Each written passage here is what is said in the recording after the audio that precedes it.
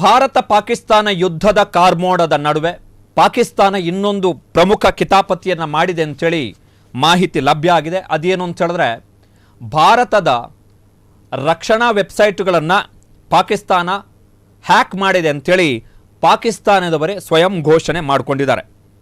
ಪಾಕಿಸ್ತಾನದ cyber force ತನ್ನ social media ಖಾತೆಯಲ್ಲಿ ಹೇಳಿಕೊಂಡಿದೆ, ನಾವು ಭಾರತದ ರಕ್ಷಣೆಗೆ ಸಂಬಂಧಪಟ್ಟಂತಹ, ಸೆಕ್ಯುರಿಟಿಗೆ ಸಂಬಂಧಪಟ್ಟಂತಹ, ಡಿಫೆನ್ಸ್ಗೆ ಸಂಬಂಧಪಟ್ಟಂತಹ ವೆಬ್ಸೈಟುಗಳನ್ನು ಹ್ಯಾಕ್ ಮಾಡಿದ್ದೀವಿ.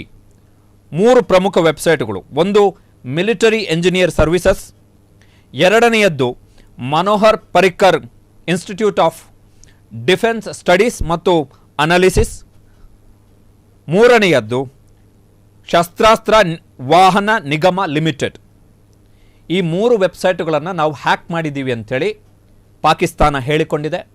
ಈ 3 ವೆಬ್ಸೈಟುಗಳಲ್ಲಿರ್ತಕ್ಕಂತಹ ದತ್ತಾಂಶಗಳು, ಮಾಹಿತಿಗಳು, ಅಲ್ಲಿ ಕೆಲಸ ಮಾಡ್ತಾ ಇರುವಂತಹ ವ್ಯಕ್ತಿಗಳು, ಹೀಗೆ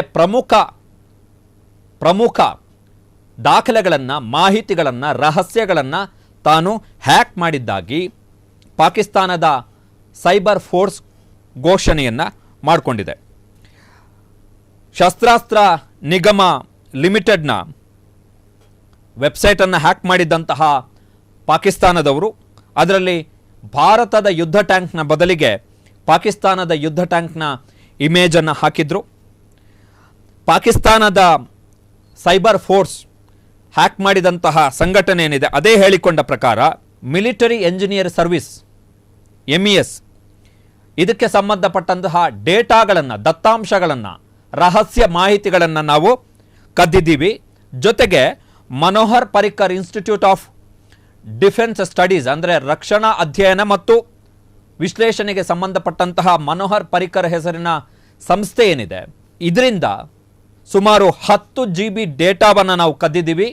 1600 ಮಂದಿಯ ಸಿಬ್ಬಂದಿಗಳ ಮಾಹಿತಿಗಳನ್ನು, ಖಾಸಗಿ ಮಾಹಿತಿಗಳನ್ನು ನಾವು ಹ್ಯಾಕ್ ಮಾಡಿದ್ದೀವಿ ಅಂತೇಳಿ ಪಾಕಿಸ್ತಾನದವರೇ ಇವತ್ತು ಘೋಷಣೆಯನ್ನು ಮಾಡಿಕೊಂಡಿದ್ದಾರೆ. ಸೊ ಇದು ಡಿಫೆನ್ಸ್ ಹ್ಯಾಕ್.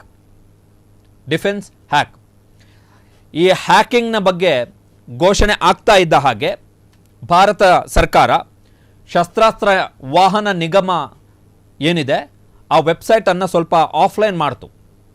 ಕಾರಣ ಏನು ಅಂತ ಹೇಳಿದ್ರೆ, ಶಸ್ತ್ರಾಸ್ತ್ರ ವಾಹನ ನಿಗಮ ಏನಿದೆ ಅದು ಸರ್ಕಾರಿ ಸ್ವಾಮ್ಯದ, ಕೇಂದ್ರ ಸರ್ಕಾರದ ಸ್ವಾಮ್ಯದ ಸಂಸ್ಥೆ ಅದು.